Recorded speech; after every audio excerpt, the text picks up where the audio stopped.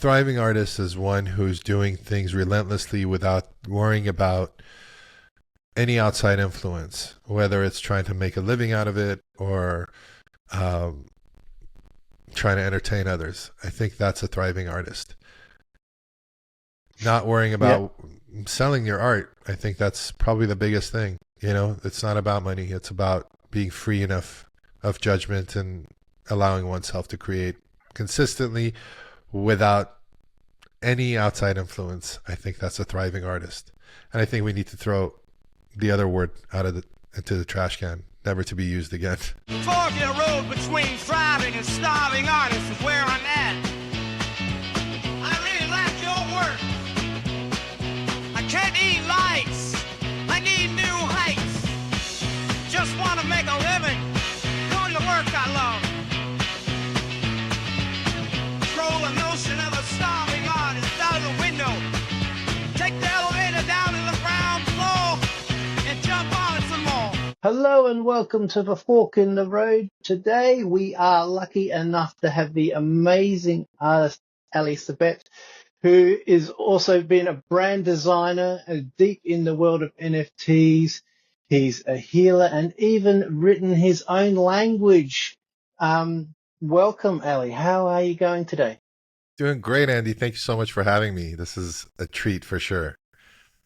It's so cool to have you on. I was just wondering, so first off, you did brand design kind of work for about 20 years, if I'm correct from my research. Yeah. And I'm just wondering, and then you transitioned to being a full-time painter. How did that transition work, and how did you when did you decide you wanted to become a full-time painter, and how did you make that step? You know, again, being a branding guy, it's in your soul. It's like part of your body, kind of like martial arts. You know, once you do something for so long, it becomes a part of you. And I can't say I've ever completely quit being that guy. I just transitioned from having a lot of clients to me being my best client, my only client for the most part. The transition started in 2015 when I decided that I couldn't do the trying to deal with clients anymore, and I was like, "How am I going to do this?" And I said, I want to be a full-time painter." And then I realized that I wasn't really painting much. I was doing it in my off hours. I was doing it more like not a hobby, but something that had to be done, and I would just share it all the time. So in 2015, when I decided I was going to be a full-time painter, uh, I I got to regress a couple of years. I decided that I wanted to do something else 2013, 14, and I've always had my leg out the door, one leg out the door from the branding game. In 2013, I'm like, I don't want to do this anymore. So I just kind of stopped taking clients. And a guru, a coach, somebody had told me, if you wanted, you can just do it. You know, you just ask God for, that opportunity, and you just do it. Well, I did it in 2014, 13, and I ended up broke. And I was like, okay, I went back to him. I go, that didn't work. And he goes, well, you don't just quit. You have to ask God for a transition. There needs to be a period where you transition into what you ask for. So in 2015, I'm like, okay, I'm going to transition into a full-time painter. And then I realized I'm not really painting much. So January 1st, I made a dedication to myself, which is you're going to go every day. You're going to paint all day. At nights, you're going to design. You're going to take care of your clients. And so in the mornings, I would pack up my stuff.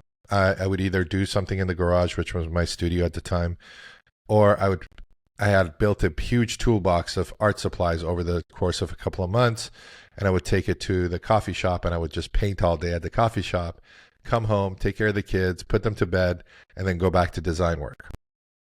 And and I made one promise to myself, was that I wasn't going to worry about monetizing my art. I wasn't going to worry about selling it. I was going to take the money from the branding work, and I was just going to work my on painting on my own time.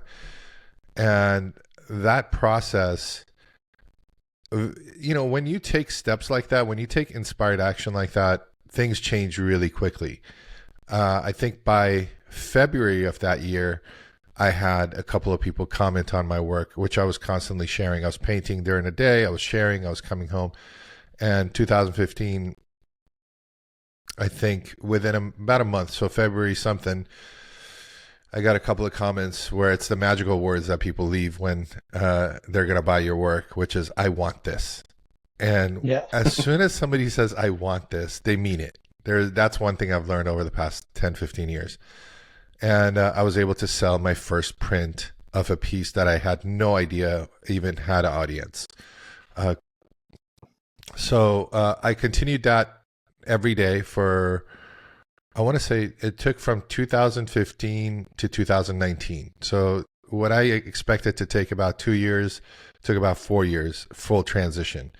In 2019, the transition was kind of forced on me. My last client, which took care of most of my bills, decided to leave. And they didn't decide to leave. They sold the company for a lot of money and they took off. And I had no other choice but to focus on the art. Because by that time, I wasn't taking on new clients. I was just relying on one or two that were there and a couple of other people that would come in from time to time. So the transition didn't happen as consciously as I thought it would. I was forced into it. And when my client sold and left, there was also a period of like anger, and then also this period of like, I would wake up in the morning, and a lot of clients, when they call you or they need you, you're needed for a different side of your brain. You're needed for your analytical side, your business side, your strategy side, and then you apply that to art. When that disappeared and all I had was art, the crazy part was that there was a period where I felt not needed anymore, like in the universe, and because you're not being pulled on at 6 a.m. Nobody's texting you going, hey, where's my brand strategy guidelines? Where's my identity work? Where's my files? All of this stuff, the basics that you were always handling was gone. But I did, and then one morning I wake up and I go, what do I want to do today? And that's when I knew I was free, finally. The money, Yeah. it was a different feeling. I wasn't making a lot of money selling art. I had my, we can get into how I started selling the art between 2015 and 19, because I had sold quite a bit of art in that period and done a lot of collaborations. It wasn't quiet. It was just not enough to sustain the life. And how did you find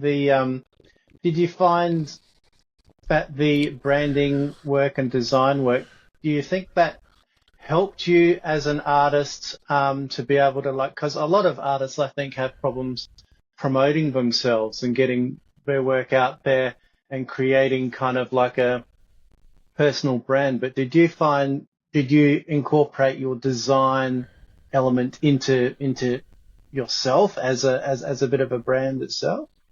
Absolutely. I mean, everything from the way I structure my paintings, maybe subconsciously, to consciously and on purpose designing my signature over the years, where I can sign consistently and having this like identifying signature that people love. I mean, I've been asked by people to just, give them a painting of just my signature, for example. And they were joking, but they weren't joking. You know what I mean? They're like, no, I just want your signature. And that's when, so there was a lot of conscious effort behind packaging myself as a painter and then packaging myself as a character artist, because I have a couple other worlds that I don't know if you're aware of, like Pixel Pop and Tokyo Punks, which you've seen in the NFT world. Those were the first things that I was working on from even before I started branding. I always wanted to be like the next Sanrio, Hello Kitty, Disney. That was my initial kind of dream. I don't know why, but that was the dream. The fact that I ended up being a full-time artist, which focused more on my paintings, is kind of a conundrum. It's a mystery how I transitioned more to painting, and I think it's because over the course of creating the characters, initially the characters were always done in the computer, and then I would slap them on stuff like t-shirts and hats and things like that. Then I would get stuck with them in the trunk of my car and ended up giving most of them away. And I never knew how to run that business or build that business. And I was frustrated in this weird place where it was the characters on the computer and then it was me trying to monetize. And there was no in between. And that was not satisfying in any way. Even if I had a little bit of success, it didn't feel right.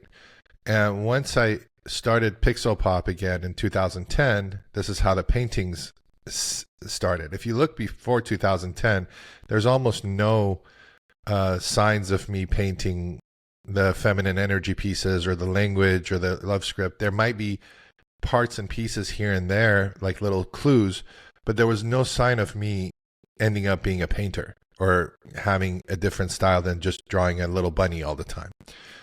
And in 2010, when I went back to the drawing board, so that's 5 years prior to me deciding I'm going to be a full-time painter, I was going to start another business to try to make a living and beyond the branding business. And I just found something wrong with it. And I went back and I wrote this like dissertation on love. And I'm like, everybody needs love. We're here for love. And I'm going to do something I love. And I ended up back that Friday just packaging and repackaging and rebranding all my characters, putting them in this little box called Pixel Pop. And once I did that, I also decided, again, just like 2015, when I decided not to monetize my art, I'm like, you're not going to try to make t-shirts. You're not going to make anything with this character stuff. You're just going to draw them every day. For the first time, I started putting them down on paper, and they were terrible. They didn't look good. The computer, you can finick it until it looks good. But on paper, if you don't have the skills, it's going to look like shit.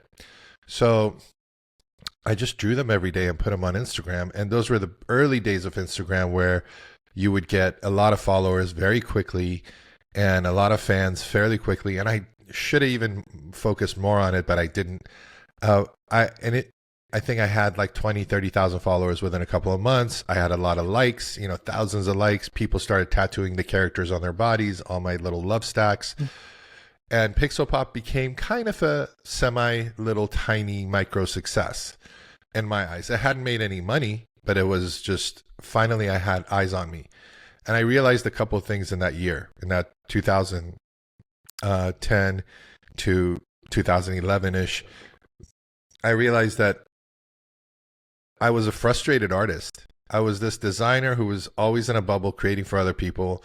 And then I was creating these characters because I had embedded this thing I call the Hello Kitty complex when I was a young kid, where I would go into the Hello Kitty stores and I go, oh, this is success. This is what it looks like. And that wasn't it. Once I started to have an audience and I started to have people like paying attention, and it encouraged me to keep drawing and sharing. I would share napkin doodles. I would share drawing on my hand. I would share everything and anything in between. And from there, once I saw that, okay, this is getting better, it's getting cuter, it's getting, the structure of the characters and everything else is changing, I started adding elements like the women and the flowers and also I was healing through this process as well. So I used to have a lot of anxiety, fear, all of this stuff.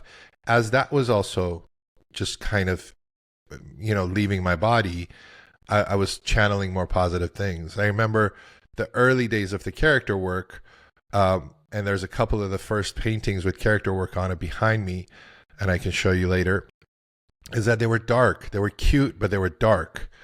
And that was all the anxiety and stuff coming out on canvas in 2015. So once that stuff started to dissipate, which took years, probably over 10 years, more messages of love and just channeling spirit and channeling love came through.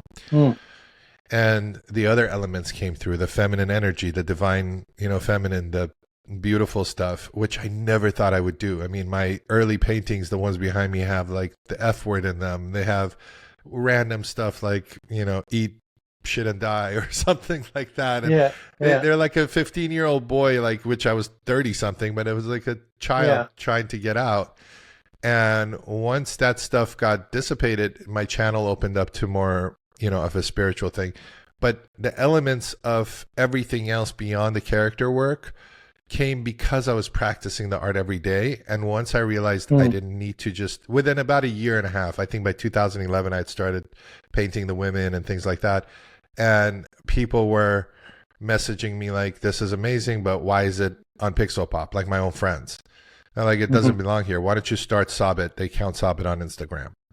And I be like, through that process of like evolution, oh, I don't need to draw bunnies anymore to be loved, you know? I can draw anything I want. And that basically broke me out to create paintings. So I don't know where we started and where we left off, but I've just kind of given you a little worldview of how this is a mishmash, but it's very structured timeline of how things happen. Yeah.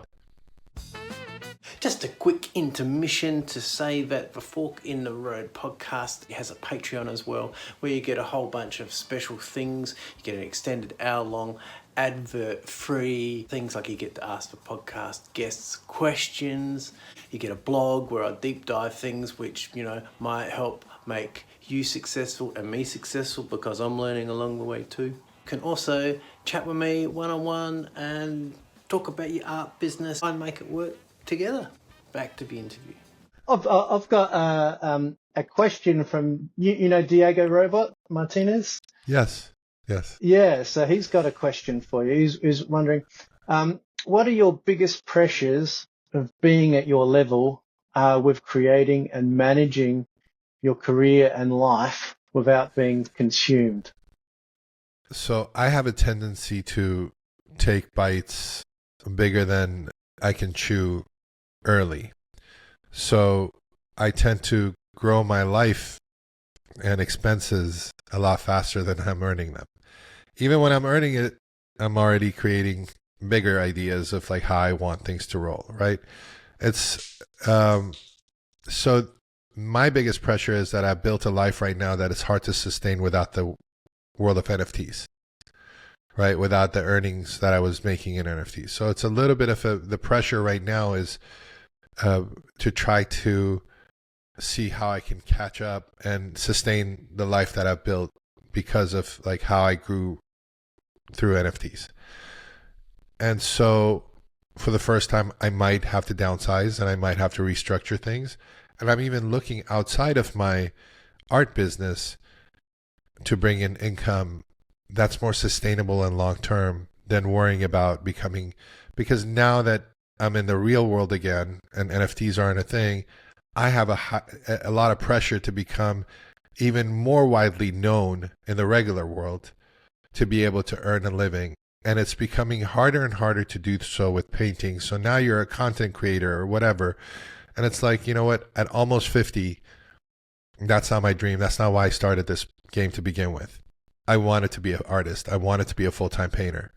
So I'm looking outside of painting to create a situation again. Some people might go back to getting a job.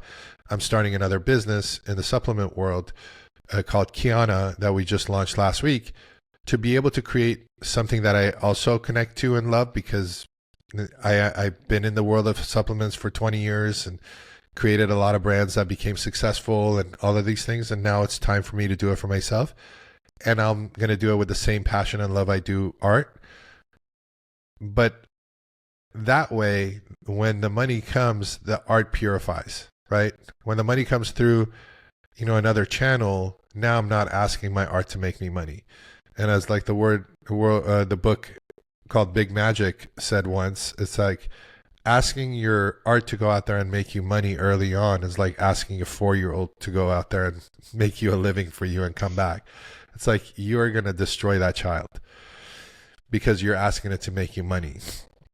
When I was making money in NFTs, it was effortless because I was doing what I loved and people were buying it, right? There was none of this me trying to convince them to purchase my work.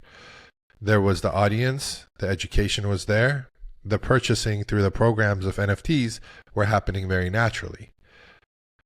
Out here now, and out here, you know, you've been into NFTs and you know both worlds. Out here, I'm trying to like establish myself again and show people that I'm here.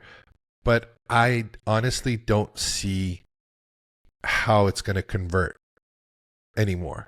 It's just Whereas in 2016,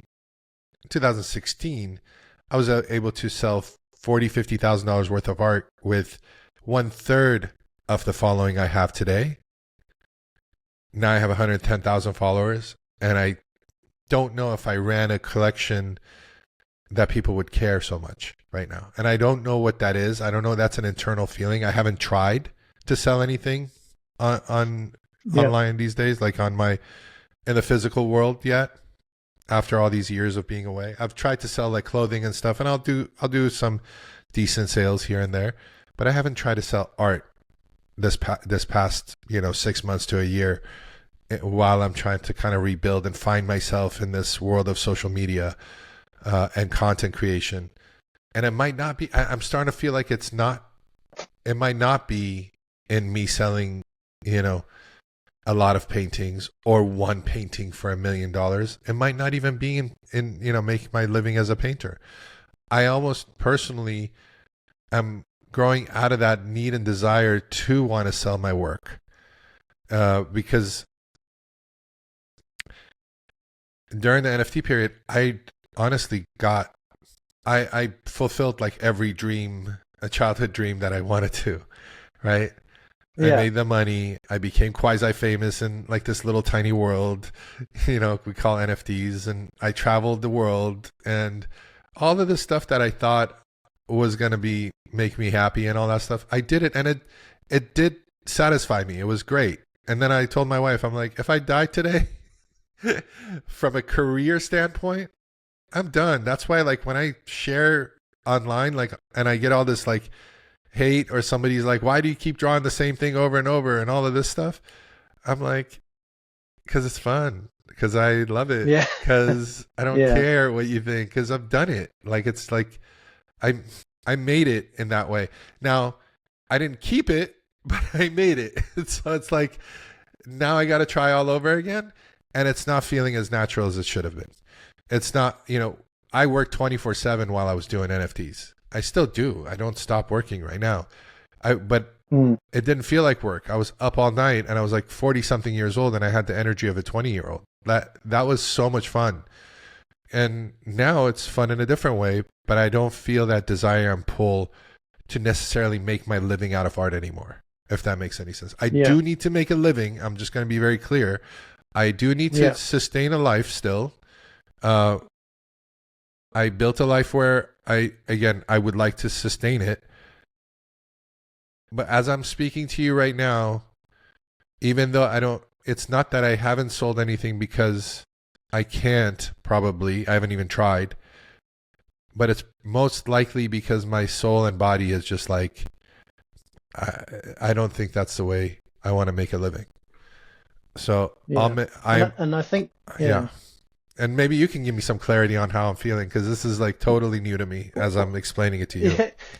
Well, I don't know. I feel like I think why there is such a problem between the starving and the thriving artist is that when you make art to sell, that energy which you've talked about, that soul, that energy is kind of soiled in a way.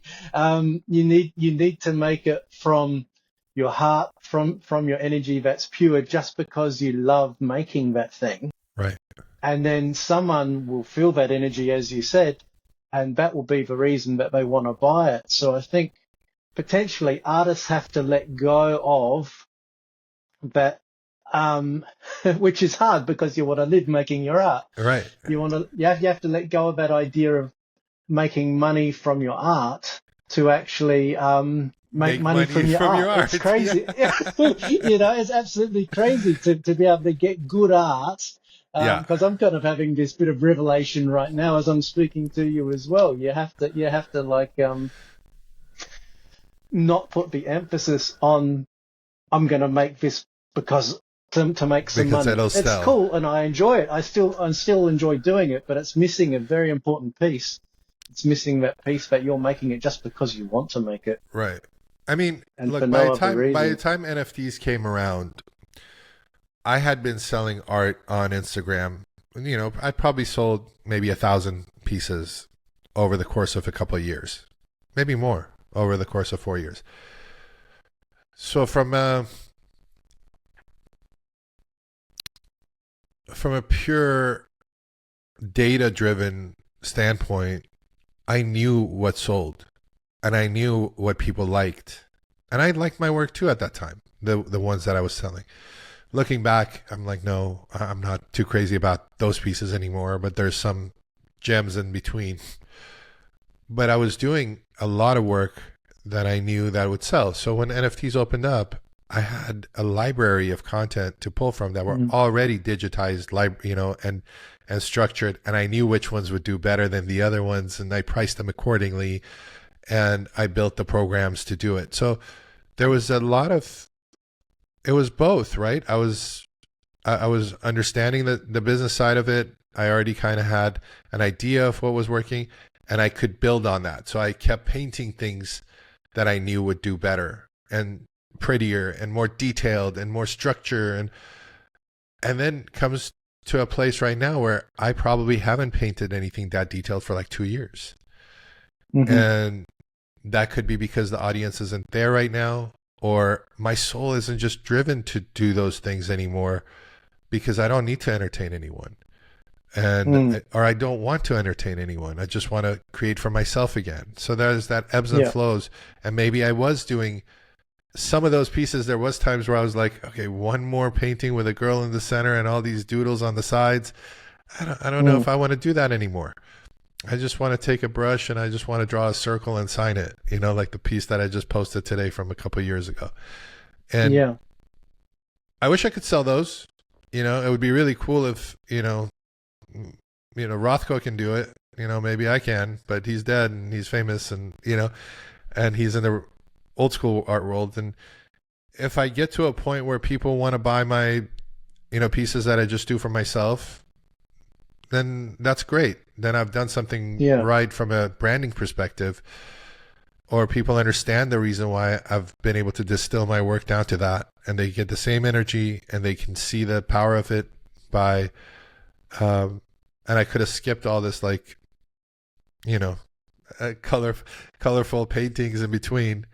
I'll tell you a funny story is, when I picked up the Japanese brush, I did a lot of black and white Japanese work. Early on, 2015, 10 to 15, I was just like always doing these like black and white pieces, and they were stacking up in my garage, and I was sharing them all the time. And this lady messages me. She was, I think, half Persian, half German.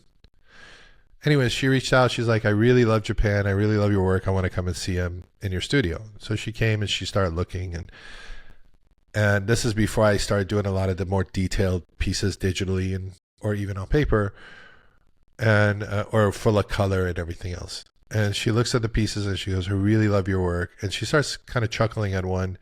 I go, what is it? And she starts telling me, she goes, your work reminds me of like Master Matsu something. I don't know, some old school Japanese guy from the 1900s, early 1900s.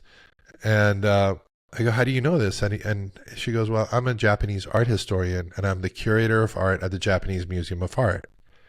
And your art has that, level of like whatever it is that she saw. And I would want to put you in the museum. I was like, that's great. And having the imposter syndrome of using Japanese brushes to be a painter, I was like, oh, painters don't use Japanese brushes. That's weird. And, so I had that imposter syndrome. That ended in that moment. Like me not going to art school, gone. Me not having any training, gone. Like everything that you wanted, this lady with one sentence cleared all of that for me. And I waited months before I even said anything about her, because she's like, hold off till I put you in the museum for a show. And then she never did. And I reached out. I go, what's up? And she goes, by that time, I had been selling a ton of work on Instagram. Yeah. And it was all the detailed, colorful stuff. And she's like, well, you're too pop now. And, maybe maybe you need to look, to more of a museum that showcases anime stuff. And I was like, okay. So I went from like old school Japanese master to like anime artist. And so, and I didn't mind. I think there was this part where the old school art doesn't like it when you succeed on your own. You know what I mean? Mm. And maybe I did. Maybe maybe if I had the courage to consistently share more of my black and white paintings like Chantal Martin does, uh, I would have built an audience that just loved that stuff. But then again, I would have robbed myself of exploring myself in different avenues too. So, Yeah. you know, It it's that's interesting. You've got to like as an artist, you've got to have a foot in both worlds. You almost have to create your art in a bubble just for yourself. yeah, But at the same time, you've got to put it out to the world and be the spruiker for your work. yeah. So it's a very awkward balancing act. Honestly, I don't Um, even know what I would create if it was just for me. Like if it was purely for me, what would that be right now? Like I don't yeah, know. Like a I'd like to see consistent. that. I would love to see the consistent progression of that, and maybe that's the decision I'll make Yeah, today. Is like, all right, yeah, we're gonna reset. We're gonna go back to like the coffee shop days, and we're gonna yeah, paint like we don't care, and see what happens. Because that's when the magic yeah, happened. It really yeah, was. That's and this is just there's so the weight, like what he was saying. What's the pressure? Is like the pressure is so immense right now on to create things that sell that you don't create at all. Like I'm not doing much of a pure just sitting there for 3 hours and just creating anymore. It's like what makes a good video, what makes a good what's going to be yeah. viral, and that's where it's at right now. I'm not a painter anymore. I'm Mm. some sort of like marketing machine. Yeah, that's one thing I thought of as an interesting thing to me, and I'd like to see how this could progress over time. Is like, how do you make the process of the art also the art? Right. Because it's not just about the finished piece of the art. It's about the storytelling of that piece and the creation of that piece, and that too in itself can become a piece of art. That's kind of the way I've been thinking as to like how you can bridge that gap between creating content as an artist, is they actually Yeah. make the content art as well. Yeah. I mean, if you're painting digitally, I mean, I've shared a lot of the process videos, because Procreate captures your process a lot of times. Yeah. Uh, and I've even minted those processes. I've minted the painting, then I've minted the creation of. I think those are all valid, views on creating art for sure. And painting, I captured myself painting a piece a couple nights ago. I also spoke over it while I was painting, and then I was like, "This is cool." And then I, sold the piece yesterday, and the person was super happy to have it. So it's Hmm. all becoming. And again, I am trying to kind of incorporate that natural thing of like, what I want to do right now. Okay, I'm going to do it, but I'm going to capture it. But the idea of capturing it also messes things up. I just want you to It know does. that, because Hmm. when you're going live, now you're again entertaining, or when you film it, you want to make sure you don't mess up, or you don't want to have wasted strokes, and you want to make it short enough for people to consume. And it would be nice to just sit there and create for like 3-4 hours with nothing looking at you, because the act of Yeah. observation changes things, right? I mean, we know that on It. a quantum level, Yeah. right? Like Yeah. the double Yeah. slit theory, like the act of a camera observing what I'm doing, I think changes everything every time. Yeah. Yeah. So we have a lot of Yeah. It's a experiments tricky one. coming out of this. this it's like going back to basics kind of situation right now. Yeah. Cool. Well, thank you so much, Ellie, for joining us today at the Fork Thanks, in the Andy. Road. It's been I could go on for another couple of hours, but I'm sure you've got paintings to Thank you do. so much. Well, I Cool. appreciate you and would love to do this again with you. Cool. I That would really be enjoy all your content that you put out with all the different amazing artists that you bring onto your show. It's really well, truly a beautiful thing you do. thank you very much. Thank you. All right. See ya. Bye-bye.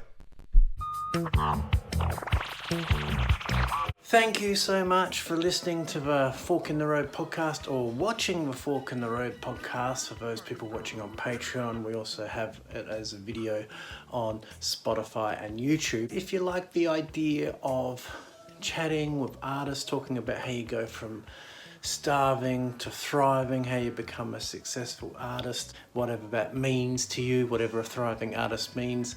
If you like this kind of thing, you can support the podcast in many ways. Apart from becoming a Patreon, you can just share it with your friends, or you could leave a review on iTunes. I think iTunes do review. Whoever does reviews, if you look in your podcast channel, if it allows you to do a review, or if you're watching on YouTube, please comment, please like, and I won't be one of those podcasts that go, you got to give a 5-star review. If there's something about the podcast you don't like, let me know. Write it in the comments and see if I can, tweak it a little bit to make it work better for everybody. But yeah, 5-star review would be pretty awesome. But anyway, check you next time.